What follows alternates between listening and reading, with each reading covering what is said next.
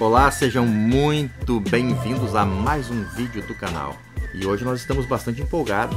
Temos um tema aqui por demais importante para compartilhar com você. Mas eu quero lembrá-los antes, você que está nos assistindo, não se esqueça de se inscrever no canal, é muito importante. E após a inscrição, ativar o sininho para todas as notificações tu receber. Todo vídeo, nós gravamos um vídeo por semana e nós queremos trazer essas novidades e compartilhar com você. E hoje, conforme eu já falei, nós estamos com um tema muito importante. E o tema de hoje é conquistando uma vida sábia. Conquistando uma vida sábia. Quem não quer conquistar uma vida sábia nos dias de hoje? Sábia para viver o seu dia a dia, sábia para realizar as suas transações, sábia para efetuar os seus projetos, Todos nós queremos conquistar uma vida sábia. E hoje eu quero compartilhar com você esse tema à luz da Palavra de Deus, à luz da Bíblia Sagrada. Eu quero deixar um tema, aliás, eu quero deixar um versículo, uma referência bíblica para a nossa introdução a este assunto que está lá em Provérbios de Salomão. Quem mais que o próprio Salomão, para falar sobre sabedoria, que a Bíblia nos descreve Salomão como um dos homens mais sábios que já pisou a face desta terra. Então ele nos dá o segredo para alcançar a sabedoria. Agora acompanhe comigo lá em Provérbios, capítulo de número 3, versículo de número 7. Olha só o que a Bíblia fala para nós, qual é a recomendação que a Bíblia está nos passando através do sábio rei Salomão. Não fique pensando que você é sábio. Tema o Senhor e não faça nada de errado. Interessante, né? Não fique pensando que você é sábio.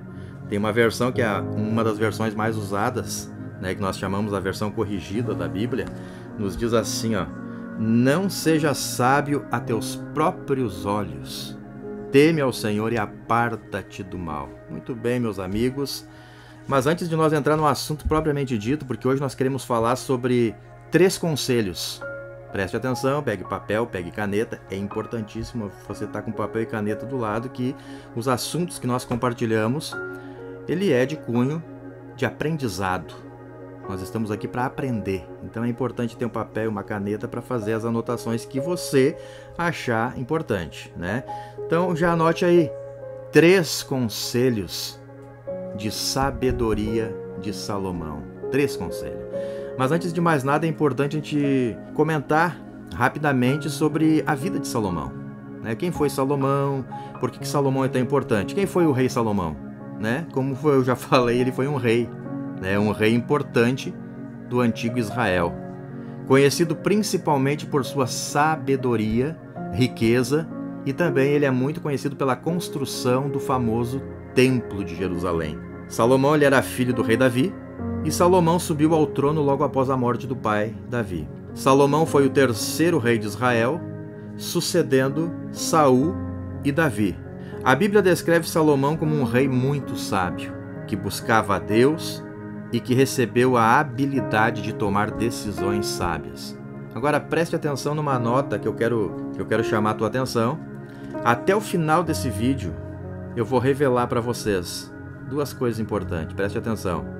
Até o final desse vídeo eu vou revelar aspectos ligados à prática do perdão e também eu vou revelar para você as 3 coisas mais difíceis do mundo.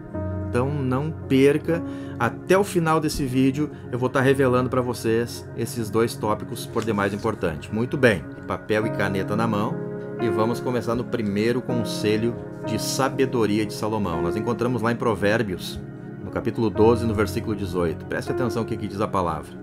A palavra do precipitado provoca brigas, mas a língua dos sábios traz a reconciliação. Muito bem. Então, o primeiro conselho de sabedoria do rei Salomão: cuide suas palavras. Existe na história 3 coisas que não voltam. Depois de lançadas, depois de saírem do seu lugar, elas não retornam. 3 coisas que não voltam: a flecha lançada do arco, a oportunidade e a palavra proferida. Essas 3 coisas não voltam. Depois que eu lançar a flecha, não tem mais como correr atrás. Se acertar o alvo, tudo bem. Se errar, não tem. Ela foi lançada do arco. A oportunidade, muitas vezes nós não temos uma segunda oportunidade, ela é uma só. E a palavra proferida. Às vezes falamos algo sem pensar, falamos no auge da brabeza, da ira, falamos aquilo que pensamos.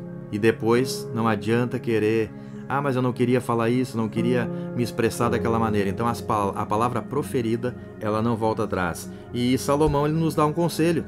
A palavra do precipitado provoca brigas, mas a língua dos sábios traz reconciliação.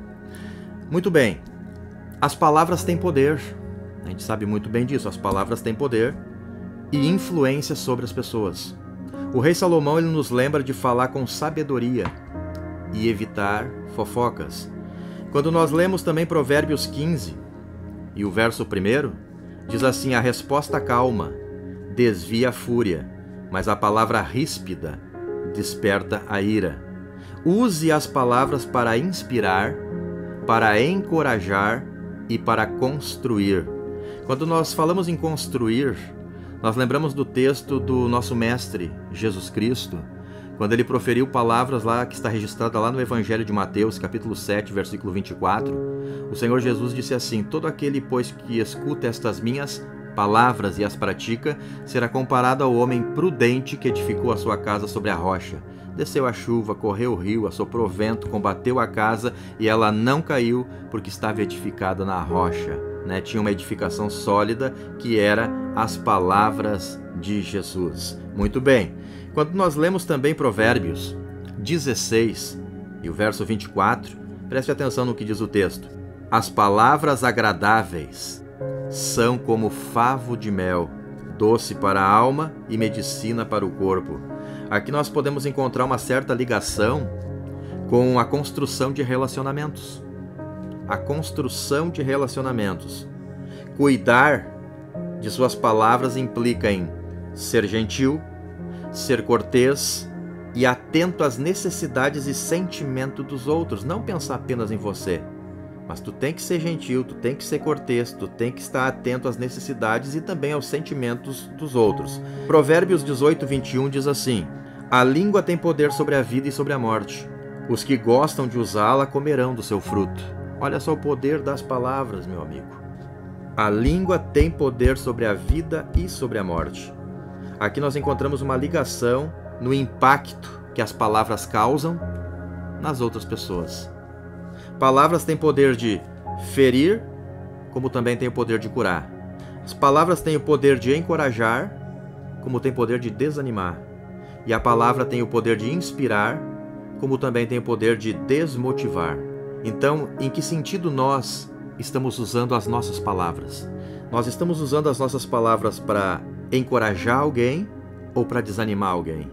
Nós estamos usando as nossas palavras para curar o nosso próximo ou para ferir o nosso próximo? Nós estamos usando as nossas palavras para inspirar o nosso próximo ou para desmotivar o nosso próximo? Devemos pensar bem no que nós falamos. Estes versículos que nós acabamos de mencionar, eles destacam o poder das palavras.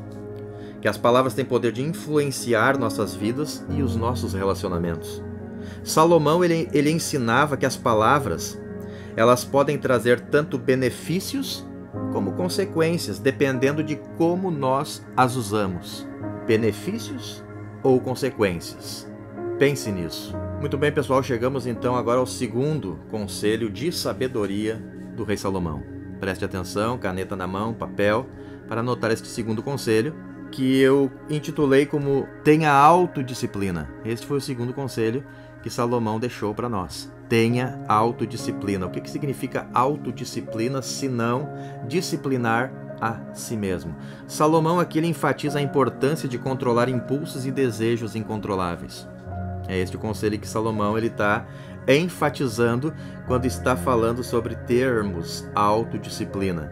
Está ligado o que é autodisciplina? Tu pode olhar para mim agora e perguntar: ao que está ligado a autodisciplina? Muito bem, nós temos aqui alguns pontos importantes que nós apontamos e queremos transmitir para você. Primeiro ponto que está ligado à autodisciplina é o autocontrole. O que significa autocontrole se não manter-se focado nos objetivos? Precisamos manter o foco. E quando eu falo em manter o foco, eu me lembro de um texto bíblico que nós encontramos lá na carta aos Hebreus, onde o escritor aos Hebreus ele diz assim, olhando firmemente para Jesus, que é o autor e consumador da nossa fé. Esse é o nosso foco. Então, tendo este foco, nós vamos ter o autocontrole. Salomão também ele registra em Provérbios 25, 28, como uma cidade com os muros derrubados é o homem que não pode controlar o seu espírito. Agora aqui é interessante que o espírito, ele está com letra minúscula, então nada mais é do que o espírito do homem, o espírito do ser humano, né? O ser humano é um ser tricotomista e ele é composto de corpo, alma e espírito, cada parte tendo a sua devida finalidade. E quando a Bíblia se refere ao espírito do homem, ao espírito do ser humano, a Bíblia está se referindo diretamente à vontade, ao sentimento, às emoções, ao querer, né, à ira. Tudo isso está ligado ao espírito do ser humano. Vontade, sentimento, né, desejos. Então aqui, autocontrole está ligado a tudo isso. Controlar os desejos, controlar a vontade, controlar os impulsos, controlar as nossas ações. Persistência também está ligado à autodisciplina. Persistência. O que é persistência se não constância? Perseverança. Quando eu uso esta palavra, eu me lembro do que o salmista Davi, pai do rei Salomão, ele deixa registrado lá em Salmo 40. Esperei com paciência pelo Senhor e ele se inclinou para mim, ouviu o meu clamor e tirou-me de uma situação terrível e firmou os meus pés sobre uma rocha. Provérbios 19:11. Salomão escreveu: o homem paciente dá prova de grande entendimento, mas o precipitado revela insensatez. A persistência também nada mais é do que a capacidade de não desistir facilmente diante das dificuldades. Vamos memorizar isso. Capacidade de não desistir facilmente diante das dificuldades. Continuando então, o outro ponto ligado à autodisciplina é a organização e planejamento. Coisa boa quando nós somos organizados e quando nós nos planejamos para fazer algo. Tem uma difícil porcentagem de dar errado. Pode até dar, mas é mais difícil quando nós nos organizamos e quando nós nos planejamos para fazer alguma coisa. Então, organização e planejamento está ligado à autodisciplina. O que é organização e planejamento? Criar um plano de ação e seguir um cronograma ou uma rotina para alcançar as nossas metas. Quando nós falamos em organização, planejamento, também me vem à mente Provérbios 21, versículo 5, quando Salomão chama a nossa atenção, né, para a importância do planejamento. Provérbios 21, 5 diz assim, os planos bem elaborados levam à fartura, mas o apressado sempre acaba na miséria. O que nós entendemos aqui? Os planos bem elaborados levam à fartura, mas o apressado, aquele que ele quer um projeto para ontem. Ele não tem paciência, o projeto às vezes é de longo prazo, pode levar 1 ano, pode levar 1 ano e meio, 2 anos, mas ele quer para ontem. Então ele sempre vai viver na miséria. Mas os planos, quando são elaborados, eles levam à fartura, né? Eles levam à riqueza, né? Quando o plano é elaborado. Muito bem. Ainda ligado à autodisciplina está o autodomínio emocional. O autodomínio emocional. O que vem a ser o autodomínio emocional, senão a capacidade de gerenciarmos as nossas emoções e as nossas reações? Provérbios 23:12, Salomão disse assim: aplica o teu coração à instrução e os teus ouvidos às palavras do conhecimento. Então, antes de nós entrar no terceiro conselho de sabedoria de Salomão, quero lembrar você que está ainda assistindo este vídeo, não se esqueça, você que não é inscrito, se inscreva no canal, deixe o seu like e ative o sininho para que você possa receber as notificações dos próximos vídeos que virão, porque o nosso processo ele é evolutivo. Nós estamos trabalhando para cada vídeo que nós lançarmos, cada assunto que nós trabalharmos, ser mais curioso, mais interessante que o outro. Então não esqueça de se inscrever, ativar o sininho e dar o seu like. Vamos lá então para o terceiro conselho de sabedoria de Salomão. Caneta na mão, papel, não esqueça de anotar. Esse terceiro conselho é muito importante para nós. E esse conselho nós encontramos lá em Provérbios 21, versículo 13. Quem recusar ouvir o grito do pobre, também gritará e não será ouvido. Profundo, né? Muito bem, esse terceiro conselho que Salomão está dando para nós está ligado à prática do perdão. Prática do perdão. Não deixe de anotar para você não esquecer, que é muito importante. Aprenda a perdoar os outros. Aprenda a perdoar os outros, mas também aprenda a perdoar a si mesmo. É muito importante. Nós havíamos falado no início do vídeo sobre o que nós estaríamos falando próximo ao final, que é aspectos ligados à prática do perdão. Então chegamos a estes aspectos. Se você estava na expectativa, chegou o momento, não perca nenhum aspecto, anote todos eles, que é importante, né, para o teu crescimento, para o teu conhecimento espiritual e para a tua vida prática do dia a dia também. Então, aspectos ligados ao perdão. Qual é o primeiro aspecto? Nós chamamos esse primeiro aspecto, está lá em Provérbios 31, versos 8 e 9. Levanta a voz em favor dos que não podem defender-se. Seja o defensor de todos os desamparados. Levanta-te a voz e julga com justiça. Defenda os direitos dos pobres e dos necessitados. Então, esse primeiro aspecto ligado à prática do perdão nós chamamos de empatia. E o que é a empatia, se não se colocar no lugar do outro? É uma palavra conhecida, né, de muita gente. Empatia, colocar-se no lugar do outro. E a Bíblia traz também um texto que diz assim: levai as cargas uns dos outros. O meu companheiro, o meu colega, o meu amigo, o meu vizinho, o meu familiar está passando uma dificuldade. Ah, mas eu não gosto muito dele. Mas a Bíblia não nos ensina assim. A Bíblia nos ensina a amar até os nossos inimigos. Então a empatia é o primeiro aspecto ligado à prática do perdão, se colocar no lugar do outro. O outro aspecto nós podemos chamar de liberação emocional. O que é uma liberação emocional? Perdoar, preste atenção, perdoar permite que a pessoa libere a carga emocional negativa. Eu estou com algo preso dentro de mim e aquilo ali está me prejudicando, aquilo ali pode me prejudicar até a minha saúde. Mas a partir do momento que eu perdoo, que eu consigo liberar o perdão, eu libero uma carga emocional negativa associada ao ressentimento e à mágoa. Provérbio 12, versículos 16 e 17 diz assim: quando o tolo é ofendido, logo todos ficam sabendo. Mas quem é prudente faz de conta que não foi insultado. Quando a verdade é dita, a justiça é feita, mas a mentira produz a injustiça.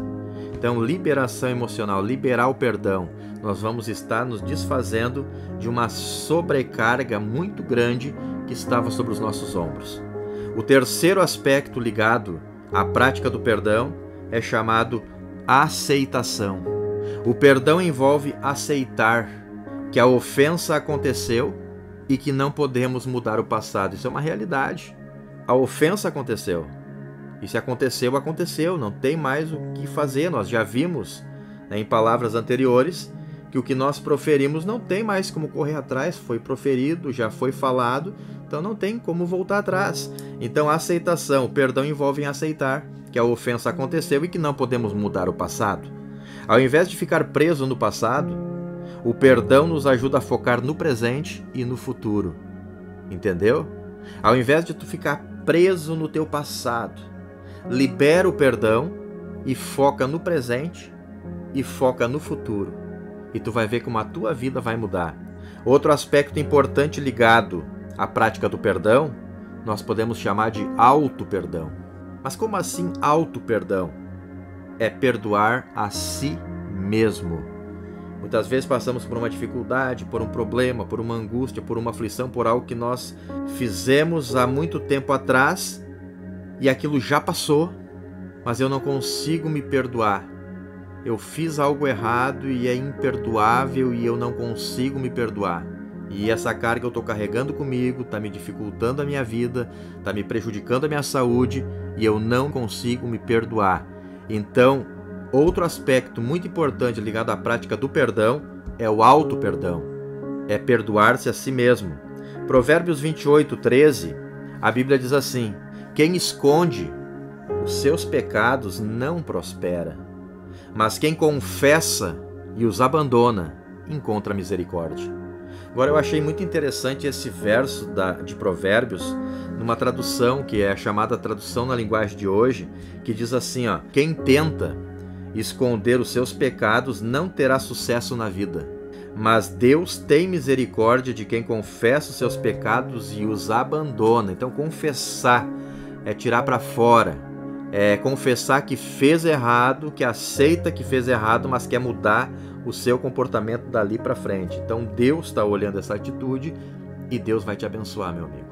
Deus vai nos abençoar. Não esqueça destas palavras, que é muito importante para a sua vida. Aspectos ligados à prática do perdão. Agora é muito importante, eu quero deixar para vocês aqui reflexões ligadas ao perdão, pronunciados por grandes personalidades da história. Quero mencionar o primeiro aqui, o Mahatma Gandhi.